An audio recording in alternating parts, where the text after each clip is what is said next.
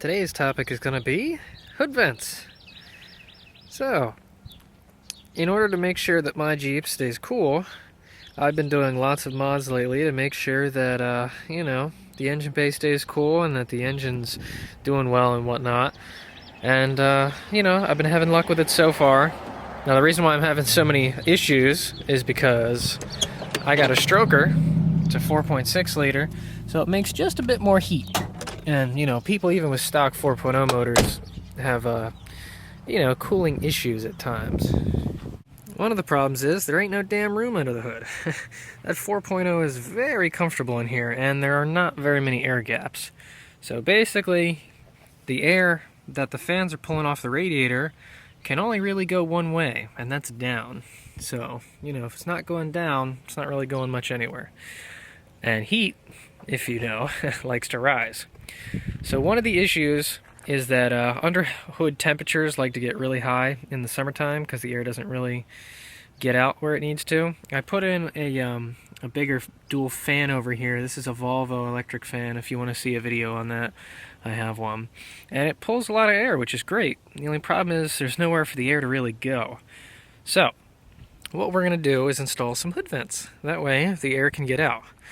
A lot of issues that people have with hood vents is usually just that rain gets in and it'll drip on important electronic components like stuff over here, like the TPS sensor and crap like that. And then you start getting issues later down the line. So, I am going with Napier Precision Product hood vents. They're gargantuan. I was not expecting them to be nearly this big in person. They're huge. But they fit on the hood quite nicely, so that's not really a problem.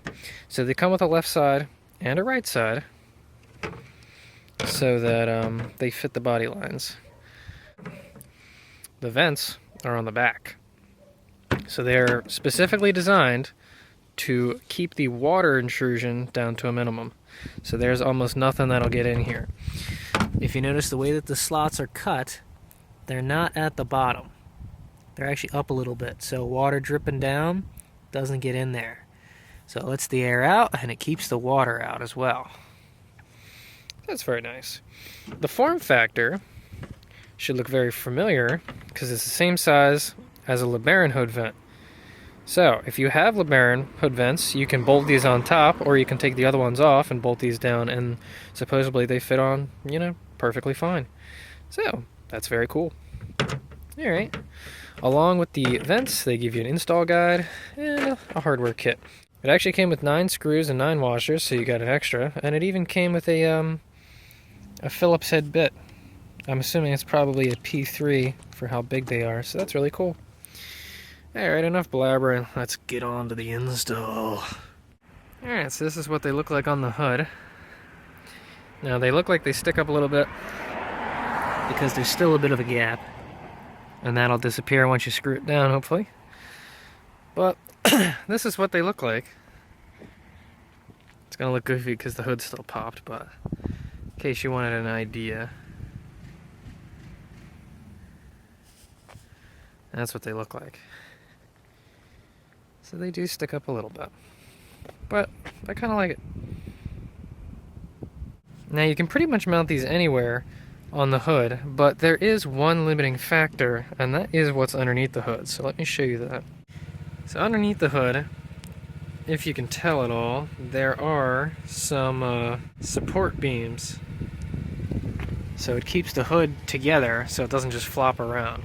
So underneath this mat, you got a support over here and one on the other side. And you can see it pretty well. It's this part right here. So we might have to take the mat off to get a really good idea of what you're looking at. But you really don't want to cut into them because, like I said, it supports your hood and keeps it all together. It's also going to be a pain in the ass to cut through. So I guess we'll be aiming for a little lower. I'm sorry, the sun's retarded right now. But we want to be lower down here in this area. So I guess a little bit farther back. But you don't want to go too far because there's also one down here that you don't want to hit. So underneath the hood, we've got a big brace here, and we also have a rear brace here. So I marked where they had to be. I took my measuring tape and measured underneath from the edge of the hood out, and I think that was 5.5 inches or something like that. 5.25 inches. Okay. So it's 5.25 inches from the back of the hood to the edge of the support, and it's 5.25 the whole way. This is a straight line, following the hood anyway. Now over here is where it gets complicated. There is also a support here, but I know the vents aren't going this far, so I didn't even bother measuring it. But what I did do is I found the corner. So there's a vent, or there's a support here and a support here. So this is the corner of that, and I did that by marking where it was going to be on the edge of the hood, and then I measured here all the way out, and that was 7 inches from the edge of the hood out to that mark. So we got that figured out. So we figure out this boundary and this boundary, but in order to make the line, I came up front and I measured the other part. This is where it rounds off and goes back the other way.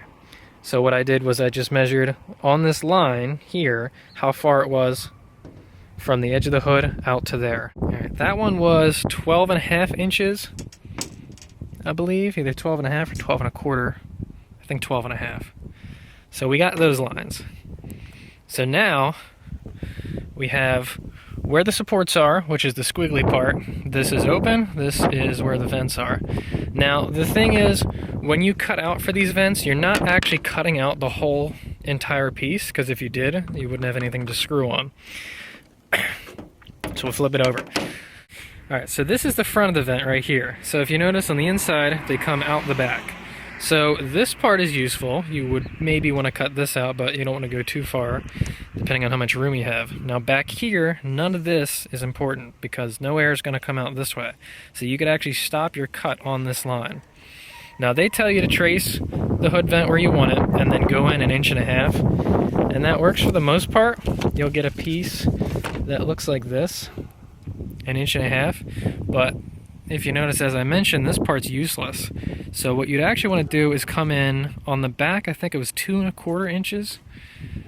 That way you don't have to cut any of that part of the hood out because the air isn't leaving. Up front, that's fine, having that little gap, that way the air can come in. And if you wanted, you could even come forward a little if you've got the room. You'd be able to get a little more air in there. But as for the sides, that's about as far as the vents go, so you don't have to worry about going any farther. So 1.5 inches on left and right is fine. 2.25 inches on the rear, so that way you might be able to position it better, and that. So now that we have this template, we can figure out where we could actually fit the vent. If we put the vent down, this is the cut line, but when we put the vent on top, it'll actually sit there. Make sense? So once you mark everything out and you figure out where you're going to put your vent, we can line it all up. And I think with the tape marks there, that's what we want. So even though this is extending on our support, the hole we're going to cut doesn't have to quite be there. So if you got a bunch of old measuring tapes laying around, now's the perfect time to use them. So where I've decided to put my hood vents, basically I'm using 3 inches everywhere. So we got 3 inches here from this line to here, and the same here, except I added 1/16 inch more, and I'll tell you why in a second. And then we got 3 inches here on this side. I didn't measure here because this sticks out and it's not square and all that stuff. By doing 3 inches everywhere, that's about where she sits. And I'm pretty happy with that, so I think that should look pretty good. Now the reason I did 1/16 inch more there is because if you measure from here and to here, it's a different length. It's wider, but the problem is you don't want to make it even because it makes this look goofy. Since that line's closer, you want that one to match more than this one because this one you won't notice as much, so whatever. Little semantics. So now that we have the vent lined up where we want it to be, and we've made sure that we're not going to cut into any of our things, and even if we are, we'll just draw a line around it. Now we get to drill. So what you're going to do is drill one hole, put that in there, put a screw in, and then we're going to drill the corner hole so that way it doesn't move. Then we'll drill the other 2 holes. Once the holes are drilled and we know that that's where the vent's actually going to sit, then we can start marking where we're going to cut the hole out because we want to make sure the vent sits on it first. Okay, so they didn't mention what drill size you're going to need to drill your holes. So I got some scrap metal and some drill bits and I did some work. So what I did to get pretty close to what I need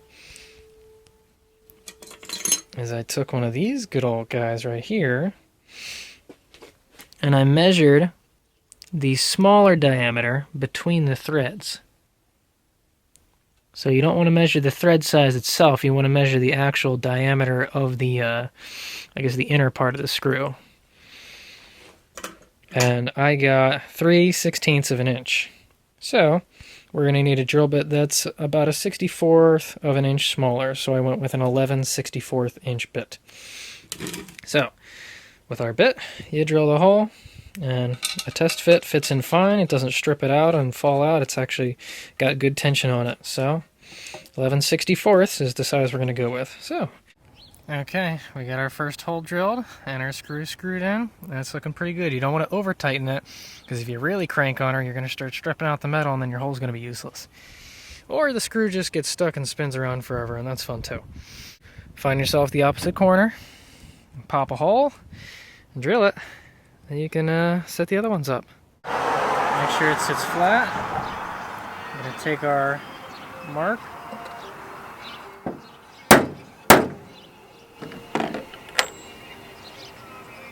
Once you got that, you can unscrew this.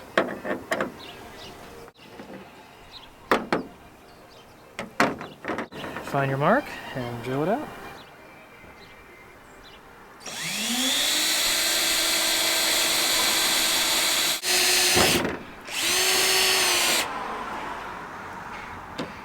Final tip is to get yourself a magnet with a paper towel or something on it. Pick up all your shavings. Paper towel lets you pull it all off later. Now we screw this down, mark the other holes, and drill them. So I'll get back to you when that's all done. Okay, so this is the measurement that I got going on. So I basically measured where I thought I needed the holes to be. So for the front, I only did 1.25 inches because we want to get as much room as possible on this vent, but you want to make sure you leave a little area around the screw hole itself to make sure that there's enough metal to support it. We have to make sure that we watch out for this brace. That's why we have that line, so we won't be able to make a full right angle here. We'll have to go there. And this support is as far back as we can go, so we can't go any farther back, so that'll just be our line. So that's what we want. We're also going to want to make sure that the engine bay is covered if you can, so if you got some cardboard or a sheet or something, just to make sure all the shit doesn't get all over the engine bay, that's a good idea. If you're going to be using a grinder or something that makes sparks, don't point it at the windshield or the metal gets embedded in all kinds of shit. And you don't want it on the outside for sure, because the wipers will get all chewed up and it's no fun. So make sure all the important stuff is covered and protected, and we'll get to cutting. Alright, I got this big old tarp in here to protect the engine bay. On the driver's side, you might want to take off your hood release cable so you don't drill through that accidentally. I'm going to see if keeping this mat on is going to be a mistake or not. I guess we'll find out when we start cutting.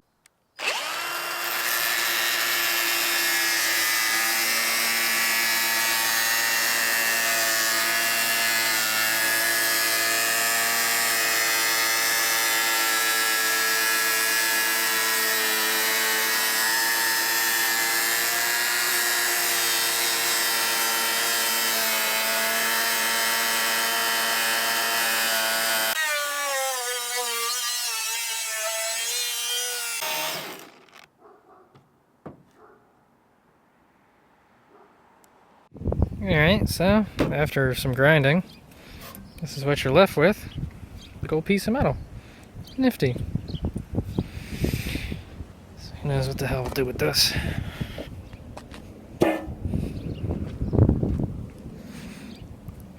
And it looks like this engine mat's not flammable, so that's good at least. Okay, looks like this stuff cuts really easy.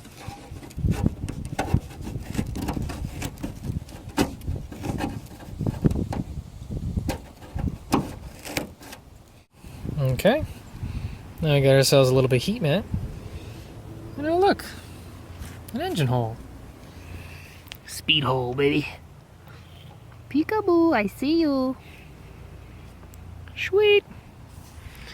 Well, I guess now it's just cleaning up the edges for the most part. So once you take all the tape off, you can take yourself a flat file down the edges so you're not cutting yourself, because that would be bad.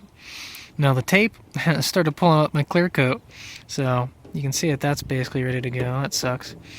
But, you know, if it was going to come up anyway, you can see there's already sections around, so. Take your vent and put it over top. Screw it down, and you're done. Cool. And that's what it looks like inside. So, you can see the nice vents. You got plenty of airflow.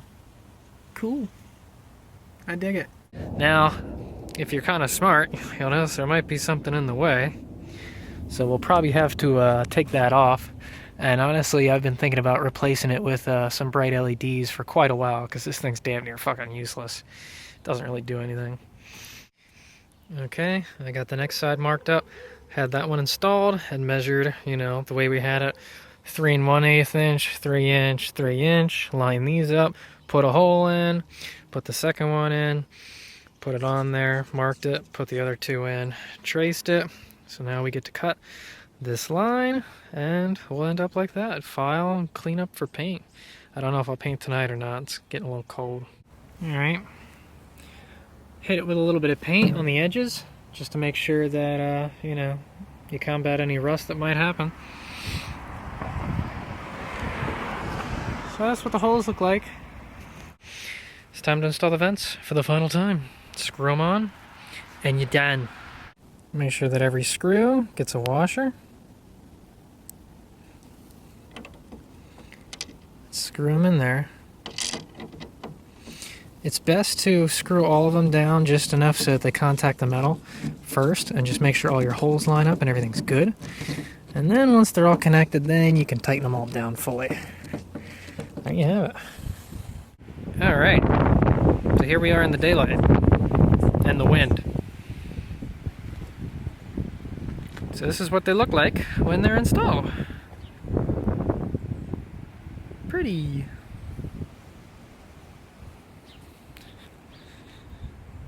I feel like they look halfway decent. See the vents in the back. And all that good stuff. So, I'll have to see if I can get some temperature comparison or anything like that. Haven't really gotten to driving on them yet, so I haven't noticed much of a difference, but, you know, they look alright.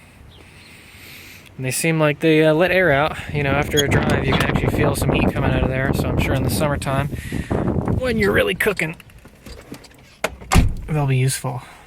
So, that's what they look like when you're driving. Just little vents hanging out. Cool.